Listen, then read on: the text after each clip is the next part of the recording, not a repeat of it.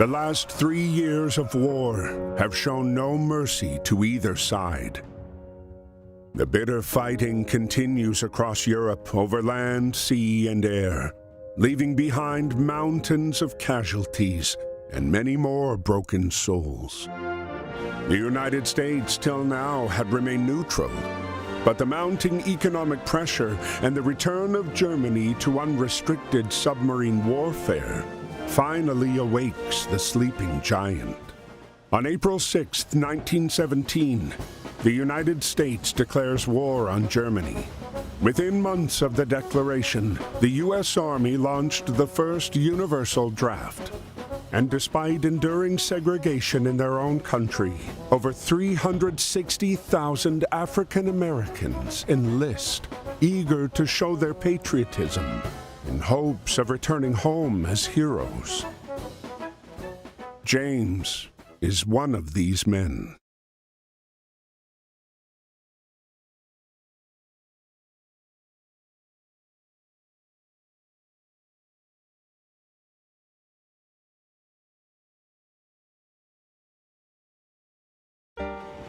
Dear Brother James, I hope this letter finds you well and that working at the docks is not too backbreaking.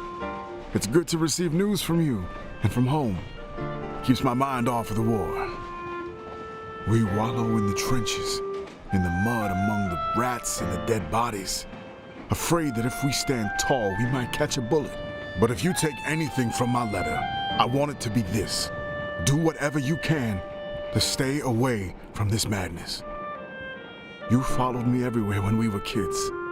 But please, don't follow me here, James. There is nothing here but misery and death. Be safe and stay home. Freddie.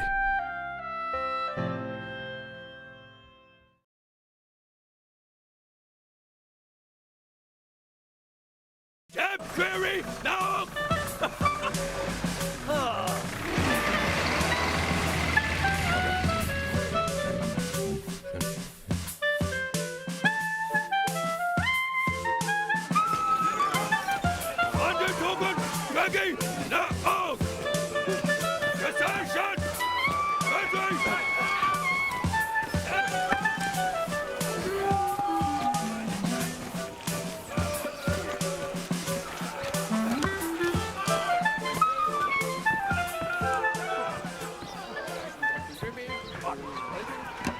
No!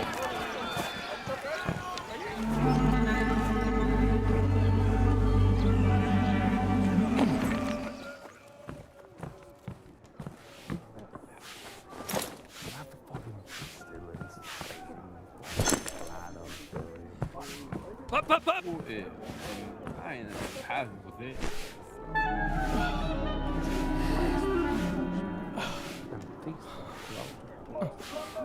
Up!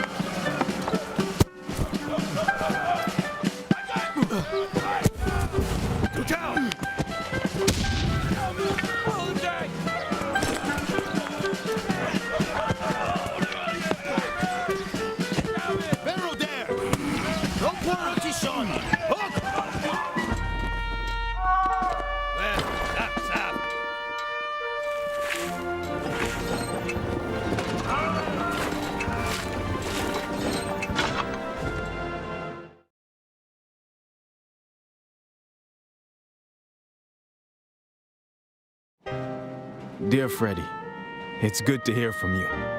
Sorry to disappoint, but it looks like I'm following you around again.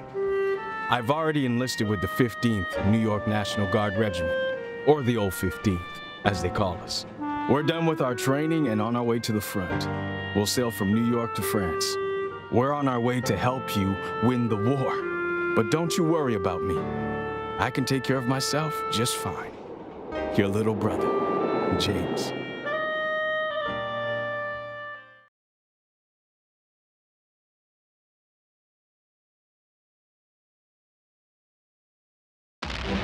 April 9th, 1917, Vimy Ridge. This geographic stronghold, held by the Germans since the early days of the war, remained impenetrable. In the latest attempt to break through the German defenses, ground forces were ordered to team up with the British Royal Flying Corps.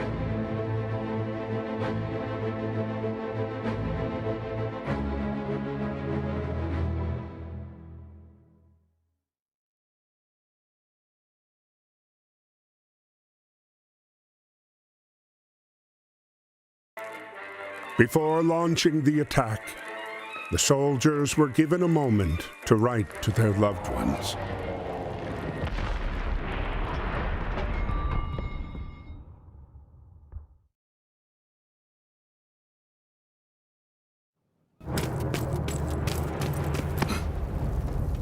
Aim.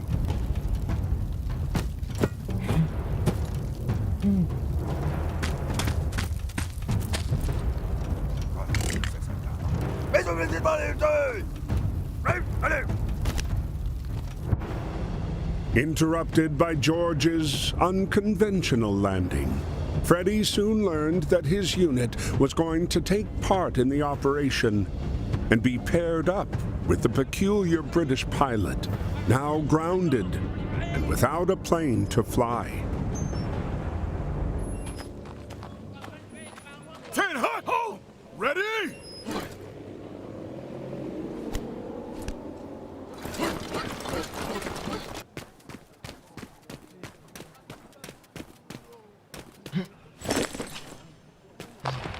Archie!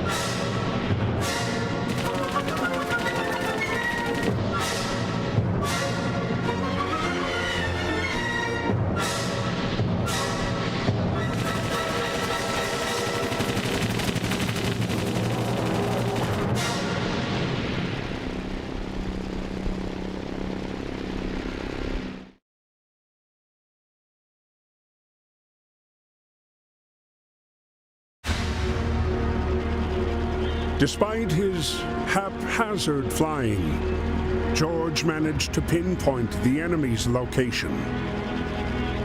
He relayed the information to Freddie, who then launched the strike on the enemy cannons. But despite the triumph of reclaiming Vimy Ridge after 3 long years, their victory was marred by the dead bodies strewn across the hillside.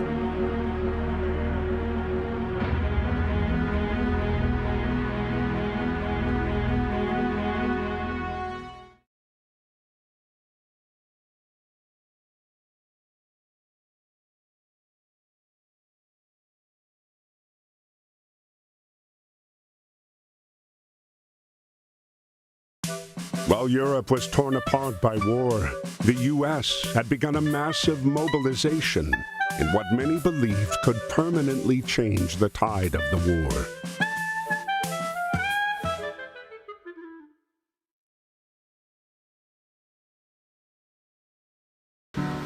Aboard the USS Pocahontas was a racially segregated unit, the Old 15th, made up almost entirely of African-American soldiers. These men were sailing to Europe, ready to put their lives on the line, to prove their love for a country that didn't always love them back. Dear Freddie, we're on our way to France. This is our first night at sea. But don't worry, me and the boys are ready.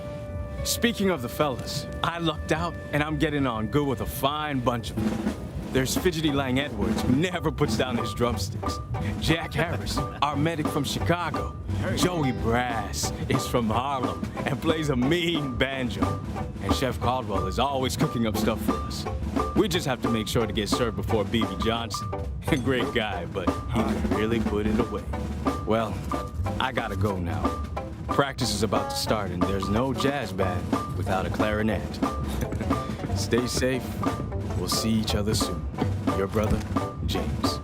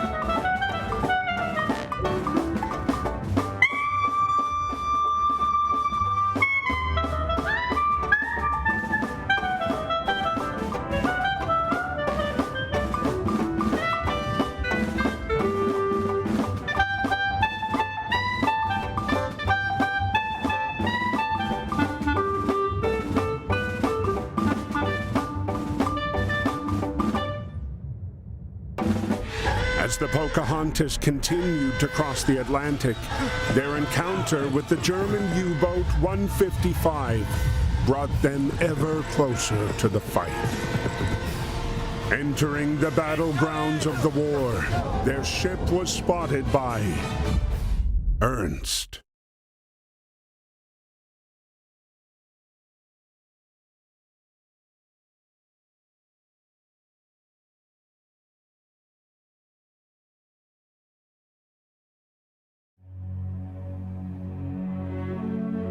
May 31st, 1916. On land, the conflict was bogged down in trench warfare. Neither the Allies nor the Central Powers were able to make significant gains.